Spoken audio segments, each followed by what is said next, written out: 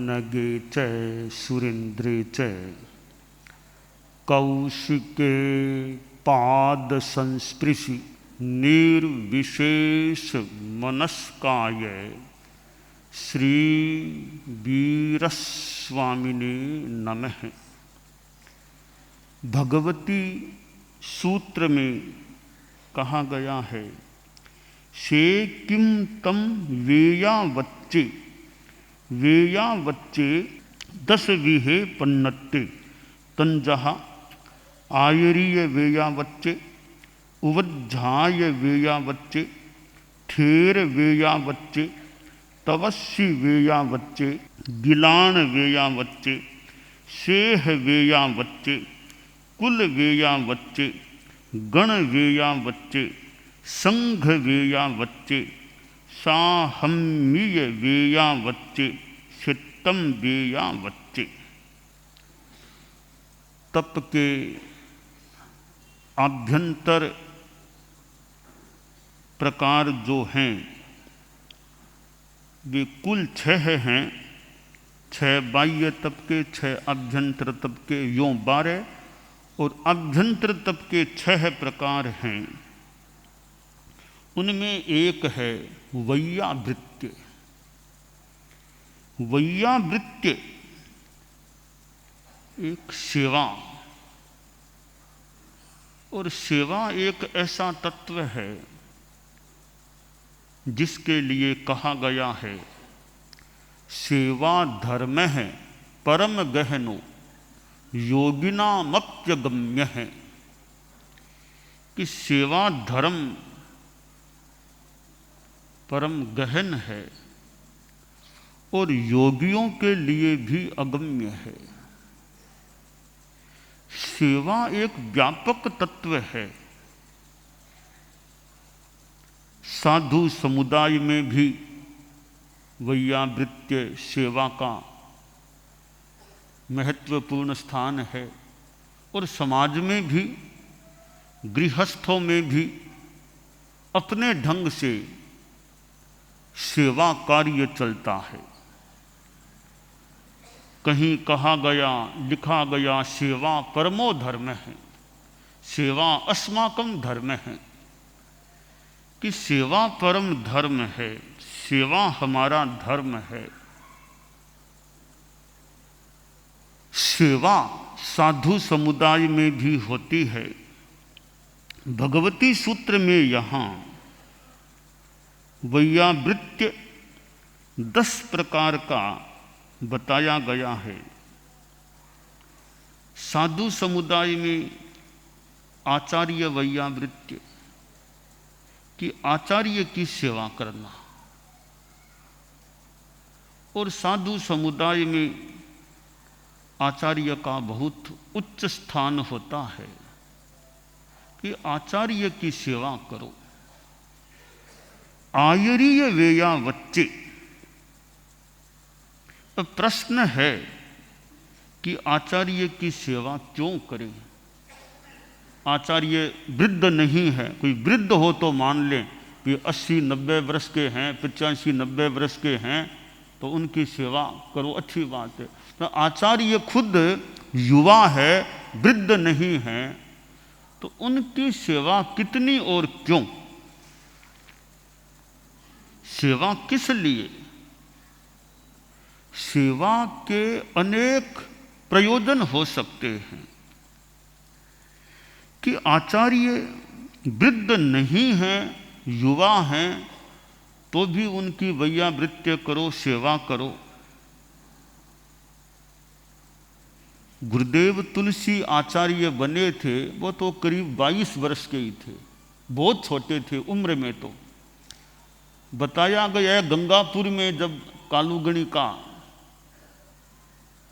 निर्णय हुआ कि युवाचार्य तुलसी हैं, बाद में जल्दी आचार्य भी बन गए, तो बताया गया है कि मगन मुनि जैसे बड़े संत वो एक नव युवक से आचार्य या युवाचार्य को हाथ का सहारा देने के लिए हाथ आगे किया। तो यूँ तो वो तो खुद युवा हैं और उनको क्या हाथ का, वो तो खुद सहारा दे दे, उनको क्या हाथ का सहारा देना। पर यहाँ भी हम देखें कि मगन मुनि ने एक हाथ कहते हैं आगे किया, सारा की सारा लेके पधारो हाथियों। इसके पीछे कई कोण हो सकते हैं। एक तो यह कोण है कि हालांकि युवा अवस्था के तो हैं आचार्य, पर वो एक संघ के सर्वोच्च व्यक्तित्व हैं। एक सामान्य साधु है, उनका भी स्वास्थ्य बढ़िया ही रहे, बाई चांस मान लो कोई साधु चलते चलते थोड़ा गिर भी गया, नहीं गिरना चाहिए, गिर भी गया तो ठीक है, भी गिर गया संभाल लो, दवाई लगा लो, कर लो, इतने में बात संपन्न हो जाती। कि आचार्य कहीं थोड़े बहुत ही चोट लग जाए तो कितनी बड़ी समुदाय में थोड़ी बात फैल रही, आचार्य श्री के लगी, आचार्य श्री के लग गई।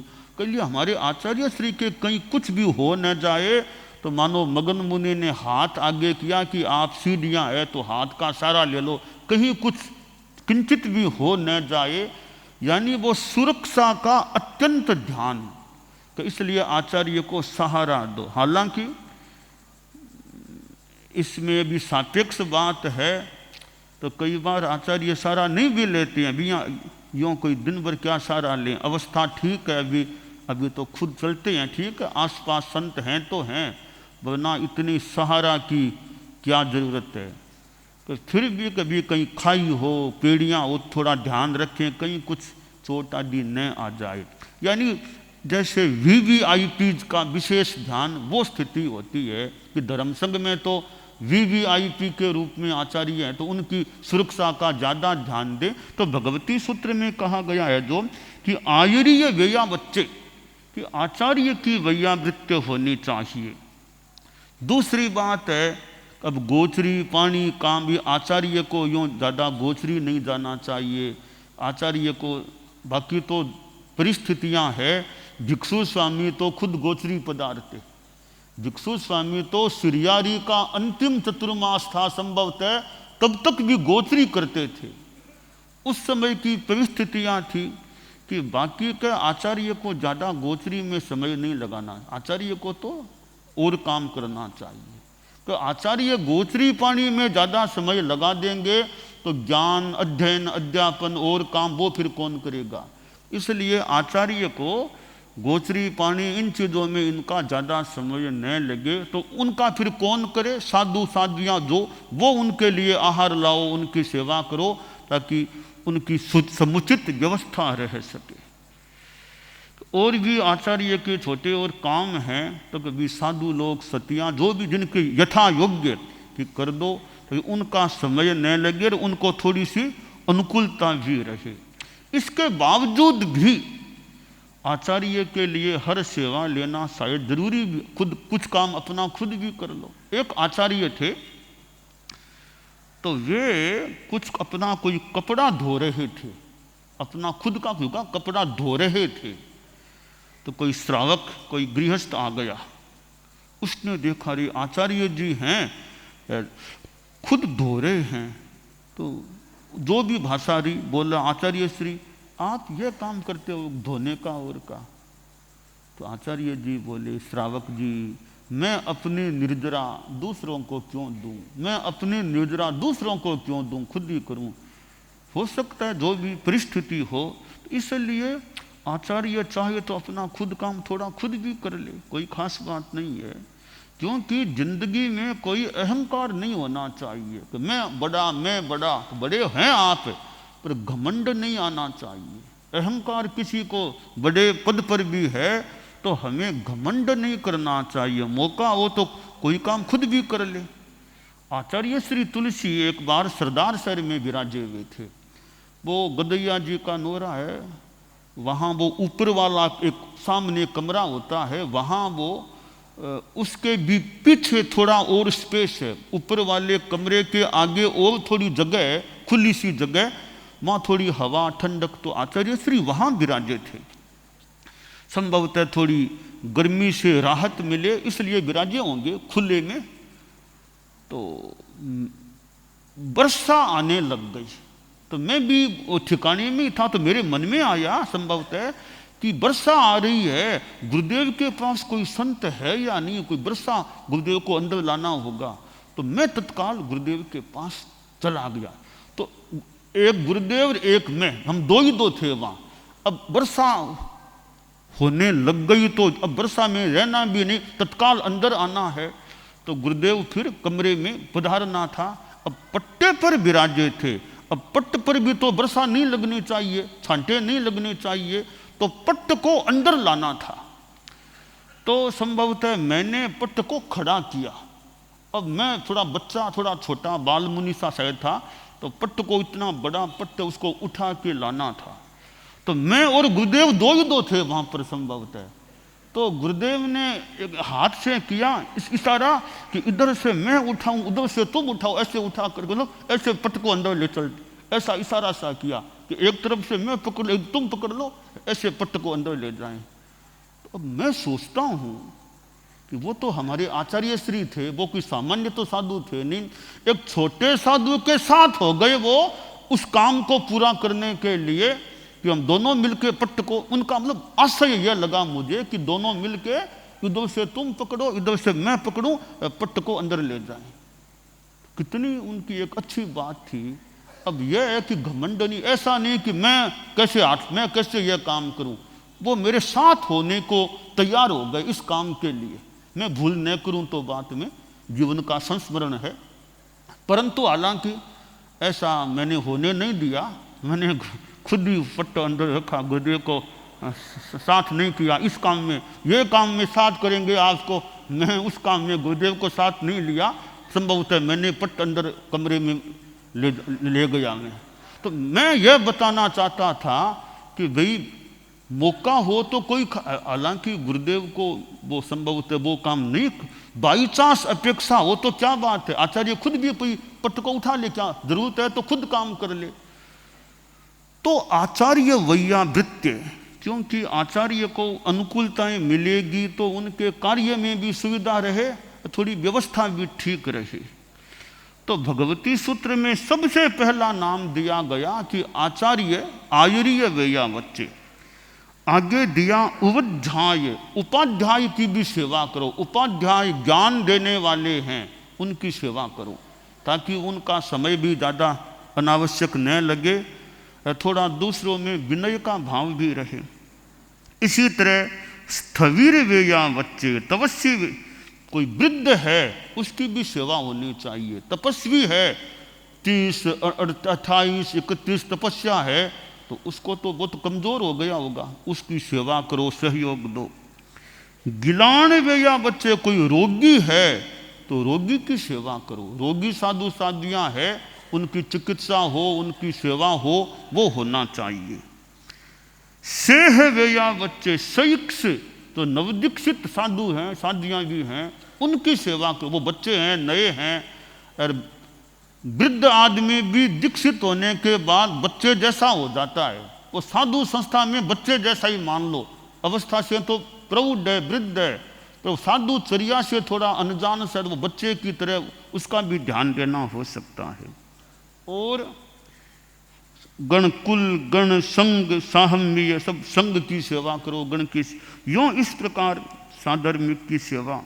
यह सेवा की बात है तो साधु समुदाय में भी सेवा की बात है, और गृहस्थों में, आपके समाज में भी वो अपने ढंग की सेवा, आपके घरों में जैसे माता पिता की सेवा की, सांसारिक रूप में कि माता पिता की सेवा करो, घर में बूढ़ों की, वृद्धों की सेवा करो।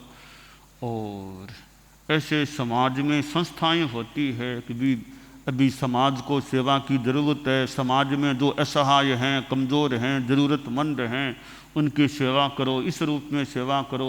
अनाथ बच्चों की कोई संस्था बना के उनकी सेवा करो, बच्चों को पढ़ाओ। बीमार और हैं, कोई बेटे आदि नहीं है सेवा करने वाले, उनके लिए वृद्ध आश्रम बनाओ, चित्त समाधि केंद्र बनाओ, वो उनको सेवा मिल सके, अपना धर्म ध्यान वो कर सकें। इस रूप में समाज में भी शिक्षा संस्थानों में गरीब हैं, उनकी फीस माफ़ कर दो, उनको और सामग्री फ्री में दे दो, उनको थोड़ी सुविधा मिल जाए। ऐसे समाज में भी, और पशुओं तक की सेवा, गौ सेवा करो, गौशाला खोलो, वो खोलो, पशुओं की चिकित्सा करो, यह भी एक सेवा का कार्य संसार में चलता है और कितने कितने लोग ऐसी संस्थाओं को, ऐसे संगठनों को आर्थिक सहयोग दे करके उस सेवा कार्य में योगदायी बनते हैं। यह एक लौकिक, एक सांसारिक लौकिक सेवा का उपक्रम है। उसमें भी लोग कई बढ़ चढ़ करके यूँ भाग लेते हैं भी कि सेवा में लगाओ, सेवा में अर्थदान दो, सेवा होनी चाहिए। तो जैसे कोरोना काल था और था, तो कितने लोग यूँ सेवा में और में, कभी आपदाएं आ जाती है, बाढ़ आदि, तो भी लोग जितनी अपनी सेवा करो वो करो, उनको बचाओ, रेस्क्यू आदि सब चलते हैं। तो ये सब सेवा के उपक्रम हैं। तो लौकिक सेवा एक लोकोत्तर सेवा। अब यह जो सेवा है, किसी को नशा छुड़ाओ, किसी को सम्यक्त्वी बनाओ, दीक्षा दो, सम्यक ज्ञान दो, शास्त्र की बातें बताओ, यह धार्मिक आध्यात्मिक सेवा होती है। अनेक प्रकार की यूँ सेवाएं होती है कि अच्छे संस्कार आए। अब ये मठ के बच्चे आए थे, अब वो नैतिकता की सुरसरिता में वो गीत गा रहे थे। अब वो कोई जैन बच्चे थोड़े हैं, वो कोई आचार्य तुलसी के थोड़े कोई शिष्य रूप में, परंतु अनुव्रत की ओर के कोई बात सुनी, बताई गई होगी, सिखाया गया होगा, तो अनुव्रत के गीत गाने लग गए। अब इसका मतलब है, अब जो ऐसे संस्थानों में और में अनुव्रत के गीत होने का मतलब है कोई उनके पास पहुंचा होगा, उनको प्रेरणा दी होगी, उनको किया होगा, तब वे बच्चे यूँ, वरना कौन अनुव्रत गीत वहाँ यूँ गाए। पर किसी अनुव्रत के कार्यकर्ता ने, कोई चारित्रात्मा ने, किसी ने कोई किसी से संपर्क हुआ होगा, उनको प्रेरणा दी गई होगी, और उन बच्चों ने भी मानो अनुव्रत गीत को याद किया होगा और वो गाते हैं। तो यह अनुव्रत का भी एक प्रकार से प्रसार है। तो ऐसे जो अनुव्रत अधिवेशन का भी उपक्रम जो, तो अनुव्रत का प्रसार कि आज कई विद्यालयों में ये अनुव्रत गीत, पहले मैं मध्य प्रदेश वो झाबुआ जिले में गया था, तो कई वर्षों पहले की बात है, आचार्य श्री तो इंदौर, उज्जैन उधर पधार गए। मुझे गुरुदेव के इंगितानुसार झाबुआ जिले में जाने का मौका मिला, तो वहाँ मैं स्कूलों के बच्चे मिलते गली में, रास्ते में, तो बच्चे नैतिकता की सुरसरिता में वो गीत यूँ उच्चरित किया करते थे। यानी कार्यकर्ता, जीवन विज्ञान वाले जो भी संपर्क करते, प्रसार करते, और वह अनुव्रतकार जीवन विज्ञान का जो भी, तो यह अनुव्रत है वो शिक्षा संस्थानों में और जेल के कैदियों में भी अनुव्रत की बात हो, जो अपराधी रूप में माने गए हैं उनको भी अच्छे संस्कार आए, वहाँ अनुव्रत की चर्चा हो।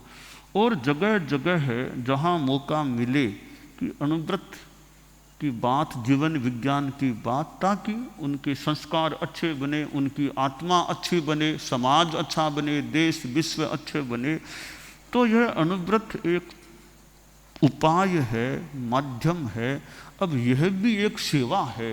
अब बच्चों को अच्छे संस्कार देना, नशे का त्याग कराना, प्रतिज्ञा कराना, अब यह भी एक धार्मिक सेवा है कि अच्छे संस्कार आए। क्योंकि एक शरीर की सेवा है, एक आत्मा की सेवा है। किसी की आत्मा को पाप से बचा देना, उबार देना, यह बड़ी दया है, सेवा है। किसी की आत्मा को ऊंचा उठा देना। शरीर की सेवा है भी, रोटी दे दो, पानी व्यवस्था कर दो, रहने को मकान आदि की व्यवस्था कर दो, सर्दी में कंबलें बांट दो, वो एक भौतिक और शारीरिक सेवा हो गई। और यह आध्यात्मिक सेवा है। हमारे साधु साध्वियाँ समणियाँ जगह जगह जाते हैं, उपदेश देते हैं, कईयों को त्याग कराते हैं, तपस्या की प्रेरणा देते हैं, धर्म ध्यान कराते हैं, पौषध पचकाते हैं। और जो ये आध्यात्मिक सेवा है, आत्मा की सेवा है।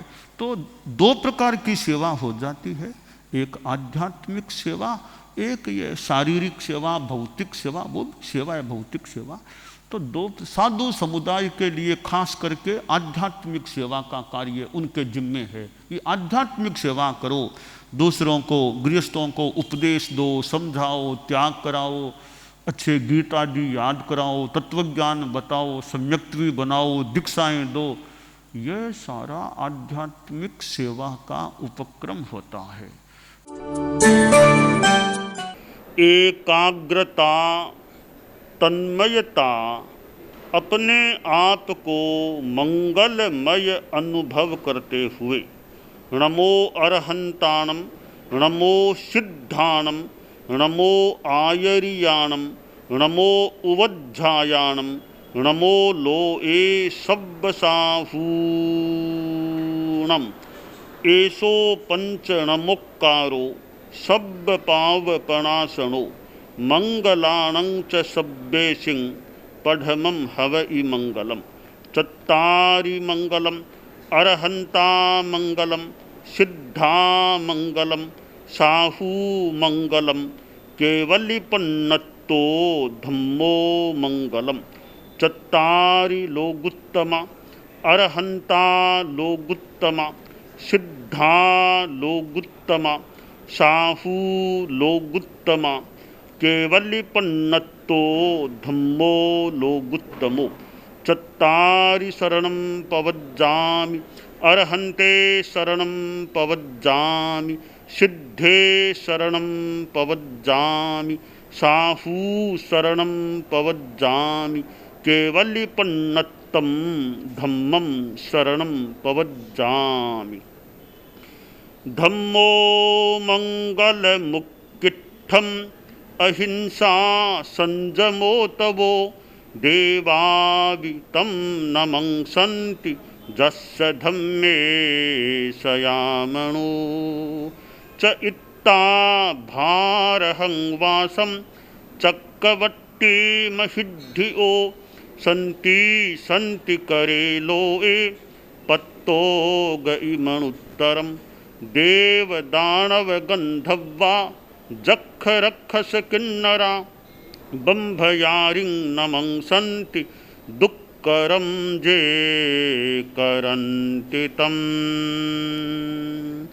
मंगलम भगवान वीरो, मंगलम गौतमो गणी, मंगलम स्थूलभद्राद्यः जैन धर्मोस्तु मंगलम। मंगलम मतिमान भिक्षुः, मंगलम भारमल्लकः, मंगलम रायचंद्राद्या, मंगलम तुलसी गुरुः, महाप्रज्ञोस्तु मंगलम। तेरा पंथोस्तु मंगलम। विघ्न हरण मंगल करण, स्वामी भिक्षुनो नाम। गुण ओळख समरण किया, सर अचिंत्या काम। विघ्न हरण मंगल करण, स्वामी भिक्षुनो नाम। गुण ओळख समरण किया, सर अचिंत्या काम। विघ्न हरण मंगल करण, स्वामी भिक्षुनो नाम। गुण ओळख समरण किया, सर अचिंत्या काम। सर अचिंत्या काम, सर अचिंत्या काम। एक दिवसीय त्याग आज के लिए धारणानुसार त्याग है।